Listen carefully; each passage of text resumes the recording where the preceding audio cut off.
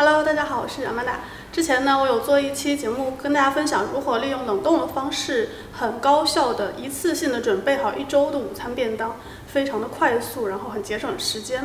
那我知道大家马上天热了，可能会需要有减脂这样的需求，所以呢，今天我会给大家更新一次食谱，就是减脂人也是毫无负担的可以吃的。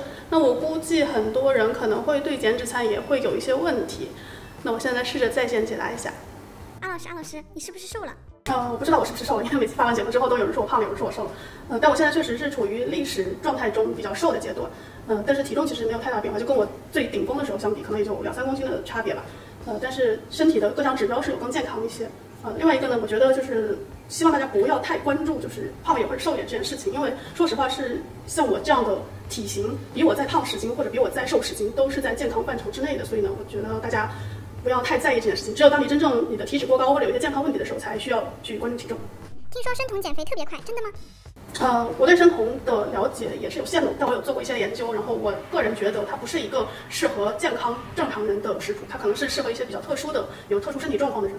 那我自己曾经尝试过低碳水或者就是极低碳水的这种饮食方案，但是我个人觉得它非常不适合我。首先我的身体会感觉很不舒适，然后并且我也有看过医生，医生也是建议说，就是一般的身体比较健康的人不要长期的极低的碳水，它可能会影响你身体的各方面的一些代谢，或者引起一些健康上的隐患。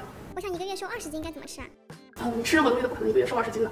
1个月最多可能瘦个6斤，我觉得是比较健康的状态吧。就我觉得减肥不要太追求速度，因为过于追求速度的结果，除了会伤害身体之外呢，另外还会很容易反弹。减脂餐可以吃各种调味料和酱汁吗？减脂餐是可以吃的，但是调味料和酱汁有很多隐藏的热量在里头。就大家如果你手上有美乃滋这种酱料，你可以去看一看，它的热量是蛮高的。所以不是说什么东西不能吃，而是你可能要稍微注意一些。做减脂餐最重要的是什么？是好吃，因为我觉得减脂餐不好吃是很难坚持下去的。而如果一个饮食习惯你无法坚持下去，它也不会有什么特别好的效果。有没有推荐的饭盒？没有，因为这一集没有广告商给我赞助费。减脂餐是饭前吃还是饭后吃？你说呢？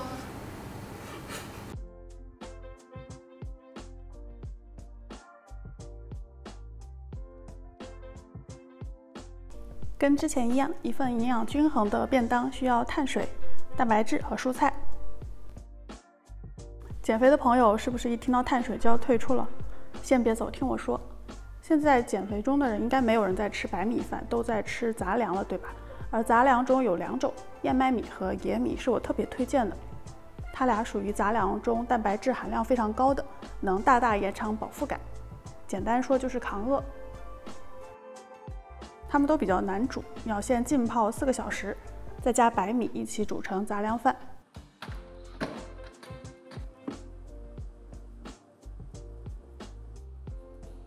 用保鲜膜分成1餐的分量，冷冻保存。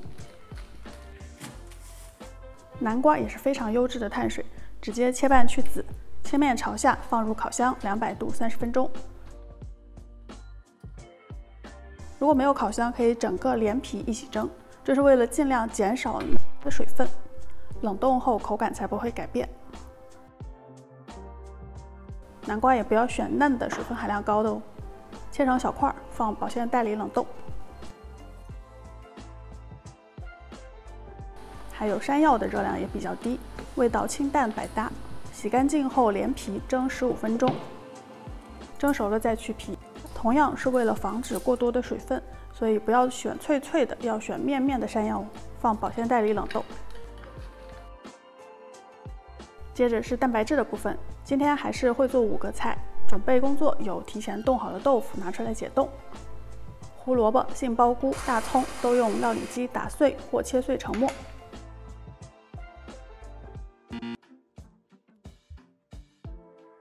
鸡胸肉、猪梅花肉、虾仁打碎或剁成肉糜。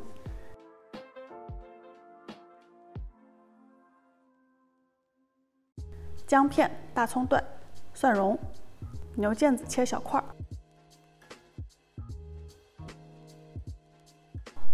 解冻好的冻豆腐也切小块。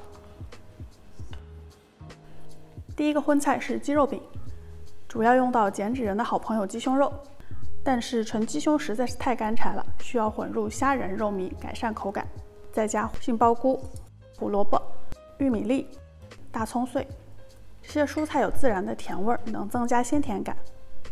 再加蚝油、糖、盐、白胡椒、玉米淀粉混合均匀，搅拌上劲。手上抹点油，做成一个一个小肉饼。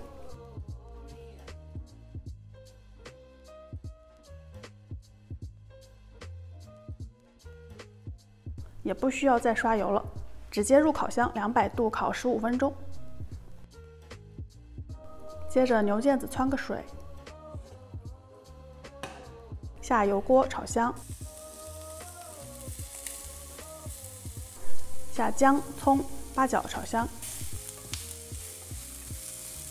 下五香粉、沙茶酱，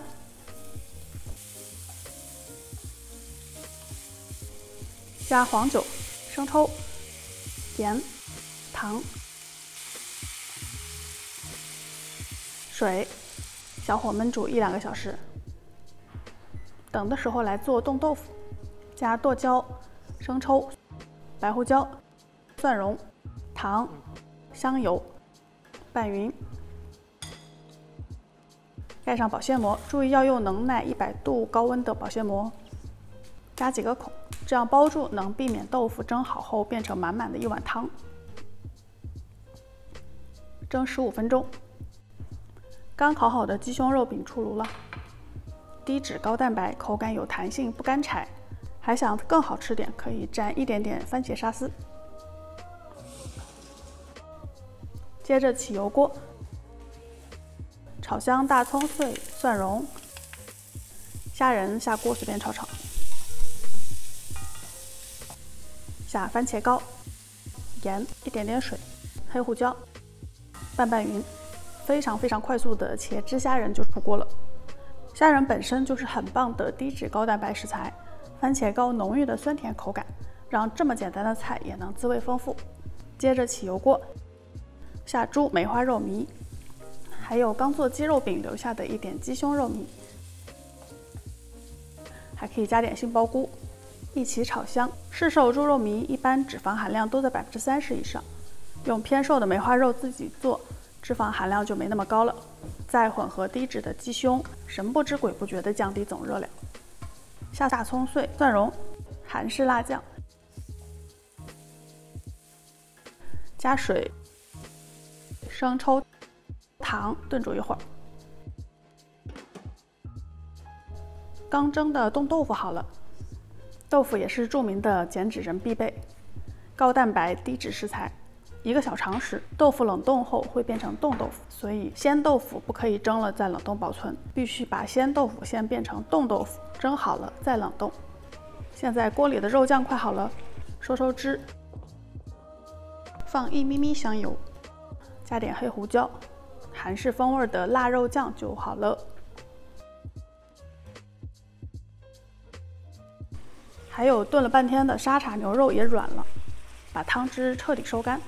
这道菜算是今天热量最高的一道，但1周至少吃1次红肉还是需要的。牛腱子在牛肉中属于脂肪含量比较少的部位，比肉眼、细冷牛排热量都更低。长时间炖煮后，口感是软糯不干柴的，毕竟好吃才是最重要的嘛。跟之前一样，用可重复使用、可冷冻的婴儿辅食罐或是保鲜盒，按1餐分量分装好。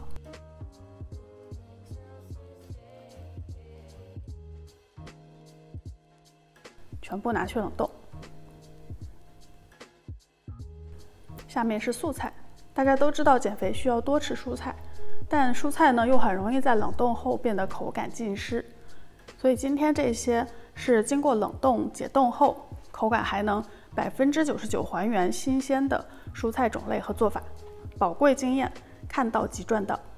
之前的南瓜、山药算碳水不算蔬菜哦。还是准备工作先做。春笋去壳，汆水再切丝，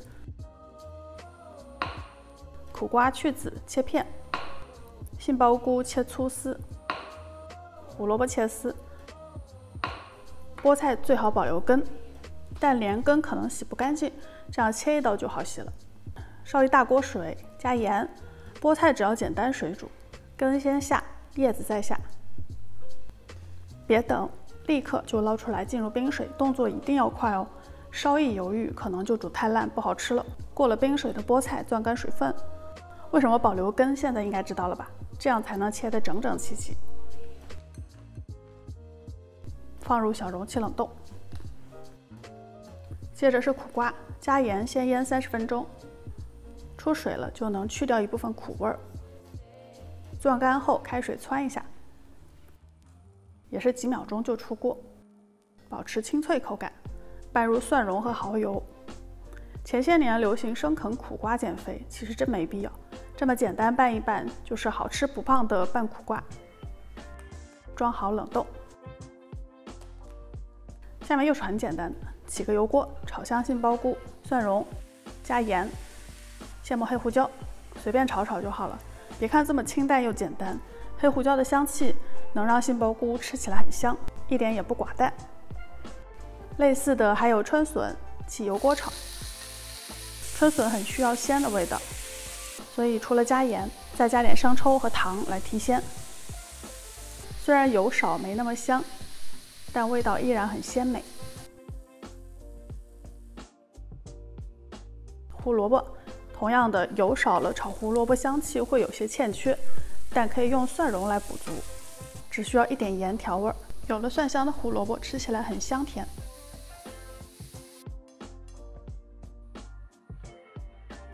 现在素菜也都分别装好，拿去冷冻了。有一个例外，这里有半份春笋、半份胡萝卜装在了一起。继续往后看就知道为什么了。现在你的菜都准备好了，就是你每天晚上睡觉之前想一想，第二天想吃什么，提前1晚上把它拿出来放到冰箱冷藏，让它在冷藏室里头过1晚上慢慢解冻，然后早上就拿出来，装到饭盒里就好了。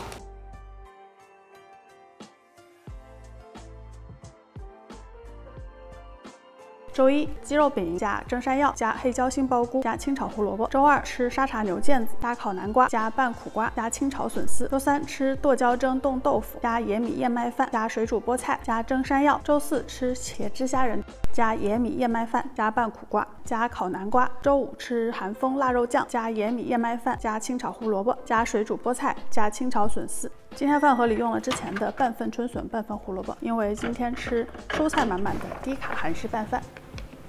那我现在吃的这一份呢，它里头有杂粮饭，有这个韩式口味的肉酱，还有非常丰富的蔬菜。我觉得，减脂人能够吃这样一份便当，其实还是挺有幸福感的吧。并且这一份呢，其实营养蛮均衡的，热量也不高。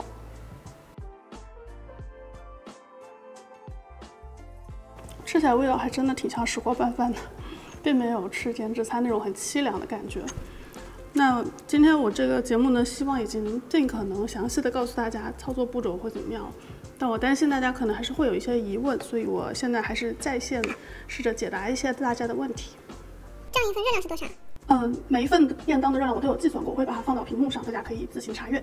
可以出类似的早餐吗？可以的。其实我也有在想，就是大家除了便当之外，可能早餐晚餐都会有类似这种比较高效的备菜的需求，所以可能之后会出类似的内容。大家如果有兴趣想看的话呢，多多给我点赞。视频里有的食材我不吃，可以替换掉吗？完全是可以替换的，你可以按照你自己的口味随意的去调整，只要你选择这个性质比较类似的食材就可以了。冷冻菜为什么不能荤素搭配啊？这个是我在上一集有强调的一点，主要的原因是，每种食材它的含水量是不一样的，所以呢，我希望每种食材都单独的去冷冻，放在它最适宜的环境下，它才会最不影响它的口感。如果你把不同的含水量的食材放在一起冷冻呢，它们会形成不同的水分的结晶，可能会互相影响，最后就会都变得没有之前更好吃。公司没有微波炉，解冻之后还需要再加热吗？今天的这些便当都是需要加热了之后才能吃的。如果你没有微波炉的话呢，可以回去看一看我之前有一期是冷餐便当，里面都是像三明治、饭团之类冷着就可以吃的。这算是隔夜菜吗？会不会有亚硝酸盐啊？亚硝酸盐其实主要是绿叶菜冷藏隔夜之后会有一定的几率出现，冷冻的话不太需要担心，因为冷冻是比冷藏更好的一种保鲜方式，它几乎可以99%的还原出新鲜的食物的味道。那今天的节目就到这里了，希望对大家有所帮助。喜欢我的节目或者喜欢我本人，不要忘记点赞、订阅、关注、评论、转发、投硬币，一键3连。YouTube 的观众们，如果你们还想看我做什么菜，请在评论区给我留言。喜欢我的节目或者喜欢我本人，不要忘记点这里订阅我的频道，每周都会更新。咱们下周再见了，拜拜。